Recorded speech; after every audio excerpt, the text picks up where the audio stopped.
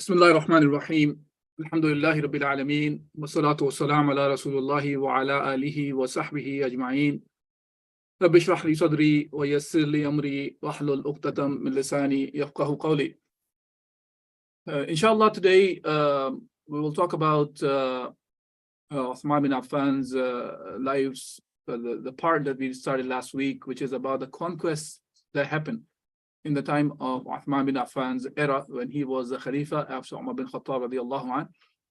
And so inshallah, as usual, first I will go over quickly what the topics that were covered last week, and then inshallah we'll cover about what we're going to cover today. As far as last week goes, we talked about the conquests that started in the time of Uthman, and those conquests started. It was more of a continuation that started in the time of Rasulullah sallallahu alaihi wasallam, and then the time of Abu Bakr, and then the time of Umar bin Khattab radiallahu anh. And Uthman time was the continuation of where Umar bin Khattab left off. But at the same time, when Umar bin Khattab radiallahu anh, when he passed away, when he was assassinated by Abu Lu'lu, one of the kuffar, and after that, because in the time of Umar, the Islamic State expanded very fast, and it was in both the directions in the direction of the Persian Empire as well as in the direction of the Roman Empire. But it was not completely. Neither of them were completely crushed in the time of Umar al-Khattab. They were still there. Byzantines were kind of cornered, as we talked about last week. And at the same time, when we see the situation of the Persians, they were also taking their last breath, if you want to call them. But the going away of Umar al-Khattab radiallahu anh kind of gave the hope to these two empires of that time, or superpowers of that time, even if you want to call it. It gave them the hope as if they could be able to take the lands back, because they found it that the ruler of the Muslim land is gone. It's a good time for them to take their lands back. And then they started expanding, they started rebelling against the Muslims who were the ruler over the lands that was opened by the Muslims in the time of specifically in the time of Umar bin Khattab radiallahu anh. And so that was one thing that happened. And then we talked a bit about who are the specific capitals of the major regions and who were assigned as rulers by the Khalifa. And in this case, we're talking about Uthman bin Affan. And we talk a bit about Azerbaijan. In that land, they repeatedly rebelled against the Muslims. They broke the treaty when Al-Walid ibn Uqba, who was the half brother of Uthman bin Affan radiallahu anh, as well as the governor, and they broke the treaty with him. The treaty that was written in the time of Umar bin Khattab radiallahu anh by Hudayfa al-Yaman. And that rebelliousness was controlled in the time of Uthman. Uthman sent different generals to take care of this rebelliousness that was going on. And the Muslims were able to open Mawqan, Al-Babur, and Tilasan areas, also Al-Babur, sorry. And but even after that, there was rebelliousness continued on until the people of Azerbaijan, when they rebelled against Sa'id ibn al-As. And we talked a little bit about that as well, and Sa'id ibn al-As. Sa'id ibn al-As, who was one of the major general, was a general who took major part in the opening or the conquest of the Persia. And then we talked about the rebels in the area of Array as well. Then once Muslims were able to take care of this rebelliousness, Uthman bin Affan radiallahu anh, he asked the Muslims who came back from the rebelliousness that was happening in the area of Azerbaijan to help the Muslims in Sham, because the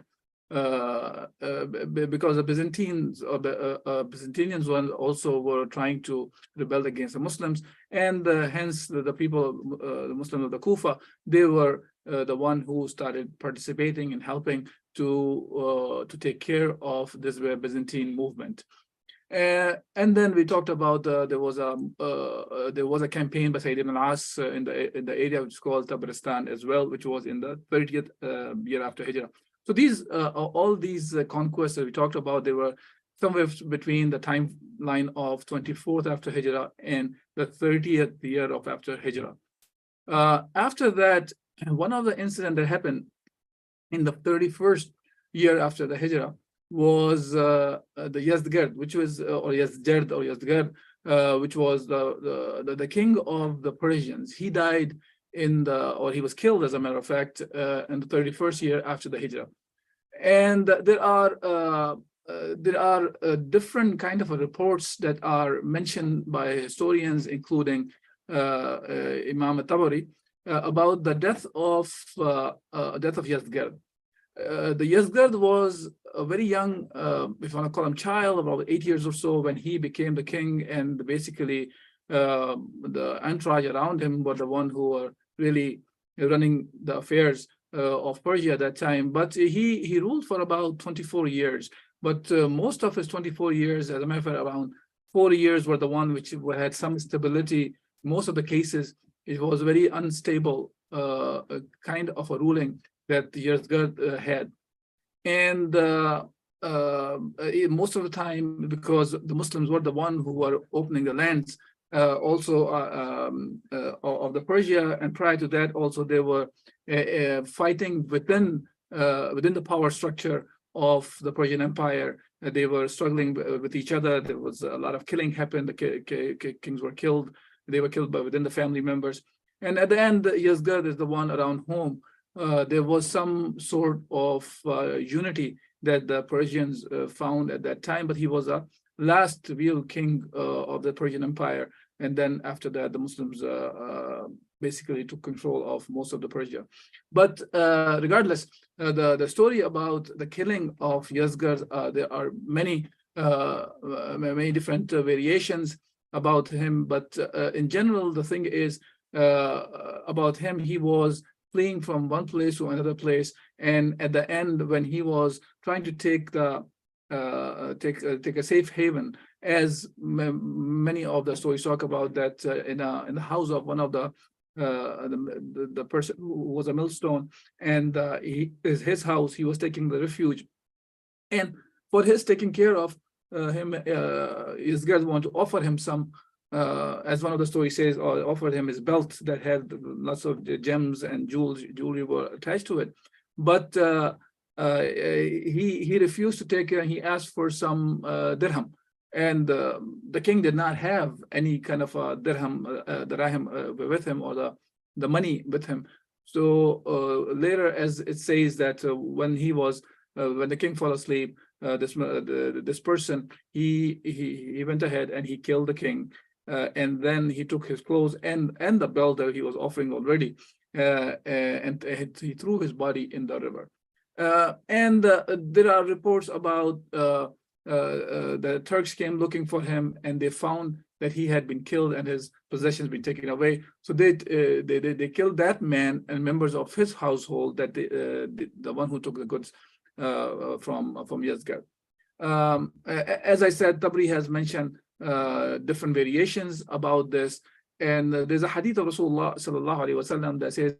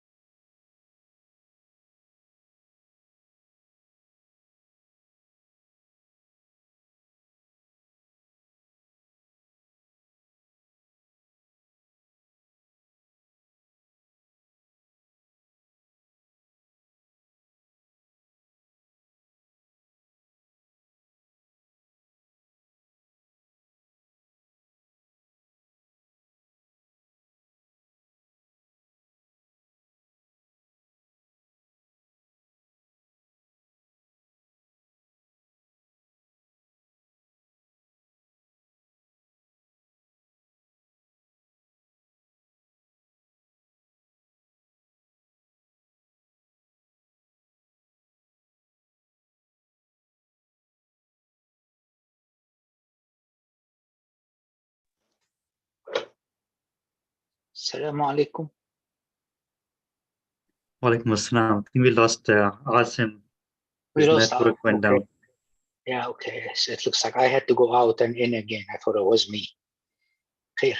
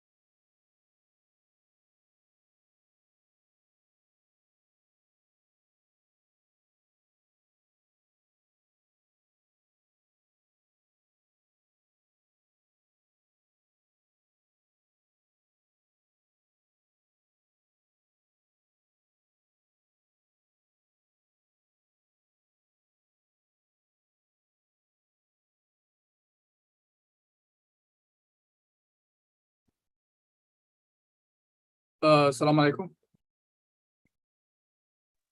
Walaikum Walaikum assalam. You're assalam. back. You're Yeah, back. I apologize. There was a problem on my side and got disconnected. So, so we were talking about how the Yazgad was killed.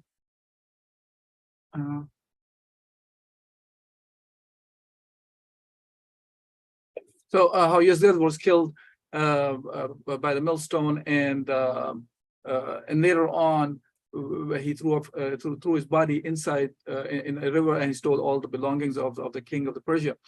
And later on, the Turks, when they found out about this, they not only killed the person who killed the king, and also they took back all the belongings of the king. Now, there's an interesting thing about the Yazgird, which is when this news of the Yazgird killing reached a man from Al-Ahwaz, who was the patriarch of the Merv. Merv was one of the cities. Merv Rud is also called, whose name was Iliya, and he gathered the Christians, and he around him, and he said the king of the Persia has been killed. Now, even though he's a Christian, and as we have talked about in the past, that Persians were the fire worshippers in general at that time, but he talked about the king's killing, and he mentioned that the king of Persia has been killed, who was the son of Shahriyar, the son of Kisra, and Shahriyar was the son of the believing woman Shireen, and Shireen was referred to as she was a Christian woman, and hence they wanted to give some sort of a good burial they want to give the burial to the king Yazgird in a proper manner, and hence he built a monument, and they took out the body of the king from the river, and they put his body inside that monument that they built for the king, and they locked it up. And after that, nobody can basically open that monument where the Yazgird was buried. And so that was the end of when it comes to the king of the Persia that was killed, and the body was taken care of by the Christians at that time. Now, on the other side, Uthman bin Affan, radiallahu an, he ordered the Sahaba like Abdullah bin Amir bin Qurayz. Now, Abdullah bin Amir bin Qurayz, when we talk about him, he was one of the family members, if you want to call him, of Uthman bin Affan radiallahu an, because Qurayz was the grandfather of Uthman bin Affan from his mother's side. And as we talked about, that the Qurayz was a cousin of Rasulullah sallallahu alaihi wasallam, a paternal cousin. He was the son of the aunt of Rasulullah sallallahu alaihi wasallam, the sister of Abdullah. bin Abdul Muttalib, Hakim al-Bayda. And so Abdullah bin Amir was related to Uthman bin Affan, and he was ordered to march to Khurasa, where he conquered Abr Shahar. So he conquered many areas, Abr Shahar, Tus, Biyur, and Nisa, until he reached Sarkhas, where he entered into treaty with the people of Marw. And according to a report, Al-Sakan ibn Qasta al-Uraini said that Ibn Amir conquered Persia and came back to Basra, and he appointed Sharik ibn Awar as the governor of Istakhir, and where he built a famous masjid over there as well. Now, that was the one of the conquests of Abdullah bin Amir. Inshallah, we'll talk about further later on as well. But in the 32nd year after Hijrah, Uthman bin Affan, he wrote to Sa'id ibn al-As. This is the same Sa'id ibn al-As we talked about last week as well. And he sent Salman to conquer, he said, send Salman to conquer Al-Bab. And he wrote to Abdurrahman ibn Rabi'ah, who was in charge of Al-Bab, saying, most of the people are living a life of luxury, and they have put the weight on. So take it easy and do not expose the Muslims to the danger of this kind of a luxury. And I'm afraid that they may be exposed to some sort of a fitna or trials and tribulation when they will be living a life of luxury. But Abdurrahman was not deterred by this and what he wanted to reach, which is basically to continue the conquest of the Persia. So he insisted on attacking Balanjar, and he set out on campaign in the 9th year of Uthman's Khilafah, which is the 32nd year after the Hijrah.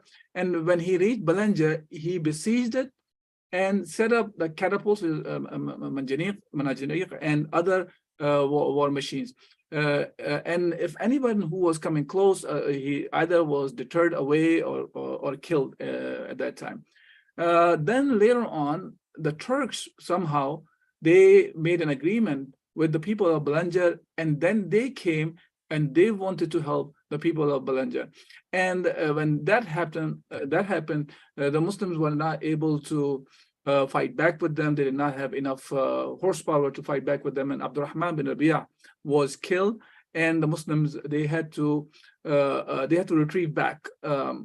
Some of the authors, we see that they took this as a defeat to the Muslims, while in the situations like this, where the army is going through difficult times, it is allowed, in those cases, it is allowed to retrieve back to reorg. It's not a running away. It's not really a defeat. It's the hazima is not necessarily means that they were defeated. It's more of they retreated back and they regrouped and they fought back. And this is what we see in this time as well. So Salman ibn Rabi'ah, who was the brother of Abdurrahman ibn Rabi'ah, he's the one who took the charge, and he escaped and left Al-Bab safe to Al-Bab safely. But those who follow the route of Al-Khazar, which led to Al-Khazar area, conquered Jailan and Jarjan. Among them was Salman al-Farisi and Abu Huraira radiallahu anhuma, two of the famous Sahaba of Rasulullah sallallahu alaihi wasallam. Now, but the people of Kufa kept attacking Balanjar for many years. This was not our first time the area of Balanjar was open. During the time of Uthman reign, and in general, they were still fighting until this 9th year of the Khilafah of Uthman bin Affan, as we talked about, in which Abdullah bin Rabi'ah, Abdurrahman bin Rabi'ah was martyred. And during this time, there's a story regarding Yazid ibn Muawiyah. Yazid ibn Muawiyah, he saw a dream, and in his dream, he saw a gazelle was brought to him in his tent, and he had never seen any gazelle more beautiful like that. And the gazelle got under his cloak, and then he was brought to a grave over which 4 people were standing. And he had never seen anything as smooth, as lovely as his grave. And he was buried in it. So when the people met the Turks in the battle, in this battlefield, Yazid ibn Muawiyah was also martyred. And the way he was, there was a stone that was thrown at the Yazid, and Yazid ibn Muawiyah was his head was smashed, and the blood was coming out of it. But the blood, the way it smeared on it, it was like there was a gazelle that he had seen in his dream. So it was like the gazelle. And Yazid was, as the reports talk about, Yazid was a very handsome man. He was a very good-looking man. And when the news reached to Uthman bin Affan, Uthman's response was "Inna lillahi wa inna ilayhi raji'un." And this was the beginning of some of the tragedies that happened to the people of the Kufa. And Uthman bin Affan radiallahu anh asked for the forgiveness of the people. Now, we find some of the other stories of some of the other soldiers of the Muslim army, that how you find that how much they love to be martyred in the path of Allah subhanahu wa ta'ala. And one of them was Al-Qarsha. He used to say how beautiful is the glistening of blood on the garments. On the day of the great battle, Al-Qarsha fought until, talking about Balanja, until he was stabbed many times with spears, and if his cloak was a white background decorated with red. And people continue to be steadfast in the path of Allah subhanahu wa ta'ala. Now, talking about the Turks joining the people of Balanja, what we see there is the Turks, they heard a lot about the Muslims, especially about the Sahaba of Rasulullah sallallahu alaihi wasallam. And the Turks were hiding in the forest before they joined the people of Balanja, because they had a different kind of a fear about the Muslims. They heard stories about them, how the Muslim armies were conquering the lands on both sides against the Byzantines and the Persians. So they feared that the Muslims, the weapons do not impact or affect the Muslims. So they were hiding in the forest, and what happened was, one of the Turks, he was hiding in the trees, and he shot an arrow to a Muslim, and the Muslim was killed. So he started calling out his people after he killed one of the Muslims, and he said, "They die as you die. Why are you so afraid?" So they had a strange kind of a rumor spread among them about the Muslims, that as if the arms or the weapons do not harm them. And once they realized through one of the guys who threw the arrow at one of the Muslims to his high post, and when a Muslim was killed, then they started letting all of them know that they die as you die. They are also impacted by the arms as you can be impacted. They are human beings like all the human beings, and hence these Turks, they joined the Balanja, and during this battlefield, Abdurrahman ibn Rabi'a was martyred as well. So this is how the story of the Turks goes when they joined the Persians to fight against the Muslims. Now, when Abdurrahman ibn Rabi'a was killed, Sa'id ibn al-As appointed Salman ibn Rabi'a, his brother, in charge of that specific division that Abdurrahman ibn Rabi'a was leading. And Uthman sent people from Syria as reinforcement. As I'm saying, the Syria means the Sham, and in charge of the division that came from the Sham side was Habib ibn Maslama. Habib ibn Maslama was in charge of the Shami division, if you want to call it. But there was a dispute happen about who will be the overall commander among them. So Habib and Salman disputed as who would be the overall commander. Now the people of Sham said that we were about to strike Salman. So they were about to strike Salman. Then the people said, in that case, we will beat and imprison Habib. So now there's a fitna was arising among the Muslims. And that was the first of the fitna that started during the time of Uthman bin Affan. And as we will talk about later on, inshallah, that when the time comes about how the Uthman was killed as well. Now, in this case, when this fitna was about to arise, Muslims were managed to contain them because they have people among them like Hudayfa ibn Yaman, who was in charge of the people of Kufa during the campaign. So he had gone on campaign 3 times in that region, and Uthman was killed during the 3rd campaign. This was just the beginning of the fitna, as we talked about, as we inshallah will see later on. When we say fitna, we're talking about a trial or tribulation that the people went through during the time of Uthman bin Affan radiallahu anhu. Now, when it comes to the other conquest of Abdullah bin Amir, bin Quraysh, that happened, the more conquest happened in the 32nd year after the Hijrah. And during this year, Ibn Amr conquered Marvarud. Marvarud and Al-Taliqan and Faryab and Jawzajan and Takhristan. Now, Ibn Amr, he sent Ahnaf ibn Qais to Marvarud, where there was a siege happened, and the people, they fought them, but the Muslims defeated them in general. Now, after they were defeated, they ran into their fortress, and now they looked out at the Muslims and they wanted to have some sort of a peace for the Muslims. So they said, "Oh, Arabs," one of the guys was addressing basically Ahnaf ibn Qais and talking to them and said, "Oh, Arabs, you are not as we thought you were.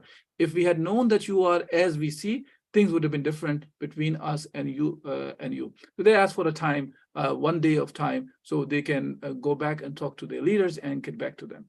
So Ahnaf gave them the time, and they went back, and then a man came out from them, even though they were prepared. Fighting wise seemed like they were prepared, but a man came out and he asked for safety, and he said he was a messenger, and messengers require safety, and they can get the safety, as it was there were some known rules that existed among the world at that time at large as well, that the people who are sent as messengers, they have the safety. So when he came out with a letter from their governor of the Merv, and he read the Ahnaf bin Qais, he read the letter, and it says that it is an address to the commander of the army, meaning talking about from the governor of the Merv. He said, "We praise Allah in whose hands are all the nations. He changes whomever he wills of kings and raises whomever he wills after being low, and lower whomever he wills after being high. He's calling me to make peace with you because my grandfather became a Muslim." So this governor of the Merv is saying that his grandfather became a Muslim, and because of what he has seen from your leader of honor, so welcome and be of good cheer. I invite you to make peace between you and us on the basis that we will pay you kharaj of 60,000 dirhams, and you will let me keep control of that which the king of the kings, Kisra, allocated to my father's grandfather when he killed a snake, that big snake that was used to harm the people when they're traveling from one town to another town. And his father's grandfather, which is the great-grandfather, he is the one who killed the snake, and because of this service of killing the snake, the Kisra at that time, he gave them some of the land or the authority and the control over the piece of land that he was enjoying. So he was saying that he will give that the kharaj, but at the same time, he was asking for that his family and himself would not be the one who have to give any kind of a kharaj. And also he was asking for that he will continue to have the authority. And he said, if you accept this from me, I will come out and meet you. And I have sent my nephew Mahak to discuss matters with you. So he sent his son of his brother as the one who was sent as the messenger or Safir or ambassador, whichever term we want to use.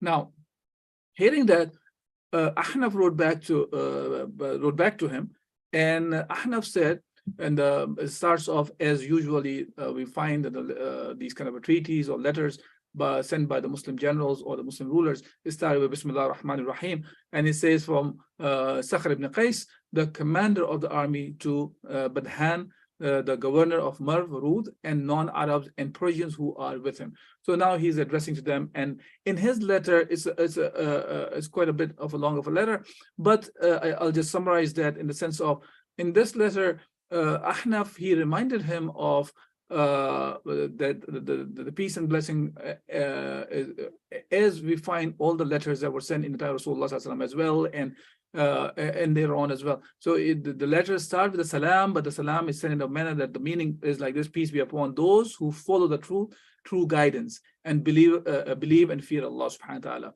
So then he talked about that your Mahak, your nephew was, he came to us sincerely, and what he has given to us in agreement, he said, we agree with the terms that you have asked for, presented to us, on the condition. There's a condition to that, which is that you pay kharaj for your agricultural activities and your peasants and the land, and that you said the tyrant Kisra himself gave it to you.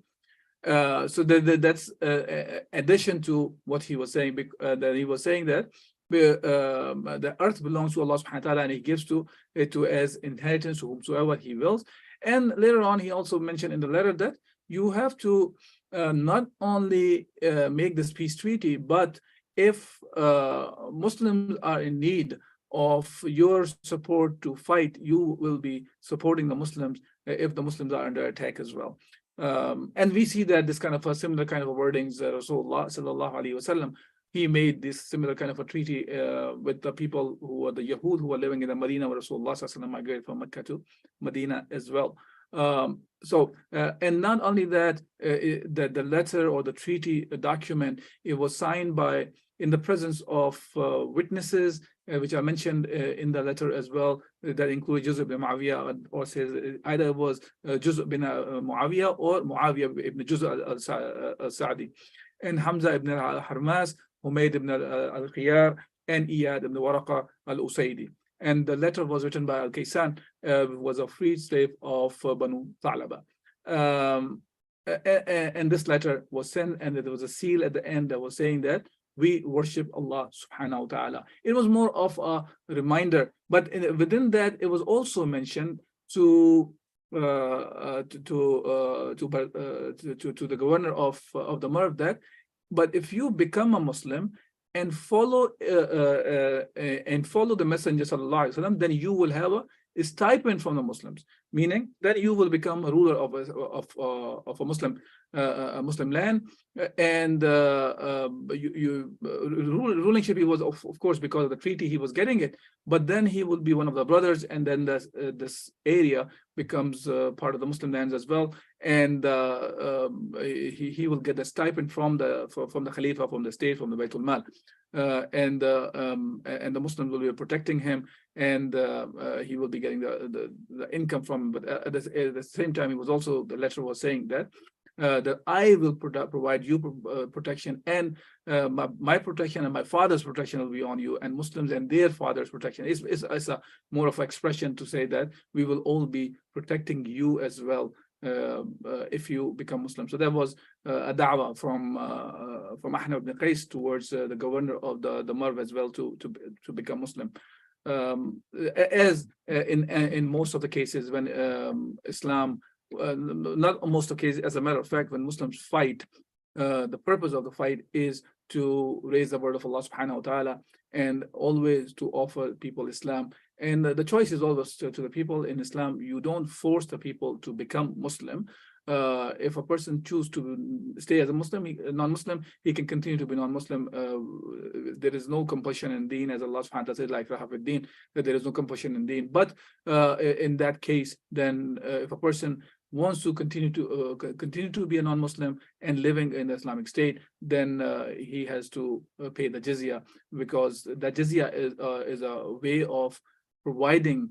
In return, the Muslim Islamic State provides the protection to the person who is living under the Islamic State. And we have talked quite at large in the past about what is the jizya, and how the jizya is actually one of the taxes was taken from the non-Muslim. But at the same time, we find in reality Muslims are paying more taxes than a non-Muslim living in an Islamic State. And when we talk about taxes, it's not the word tax. Sometimes we think of it as in today's term, the tax is used, but it's not that kind of a tax. It's a little bit different, but it is some sort of a money that is taken from the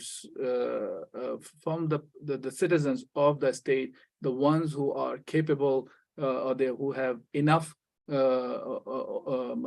belonging, enough money they all themselves have. And but as I said, we have talked about that in the past. But if there's any questions about that specific taxation that happen in the Islamic State, we can talk about inshallah in the Q&A. But as far as the conquest goes, we'll stop the conquest part today here, and inshallah in next coming weeks we will talk about what happened in the Khurasan and the Qarin, and the conquest of the Syria as well, and Habib ibn Maslam al-Fihri, how the conquest happened through him, and the campaign of Cyprus, and so on and so forth, that happened during the time of Uthman bin Affan. Inshallah, today's talk will stop here, and if there is any questions or comments about the subject covered, inshallah, try to answer if I can. So I already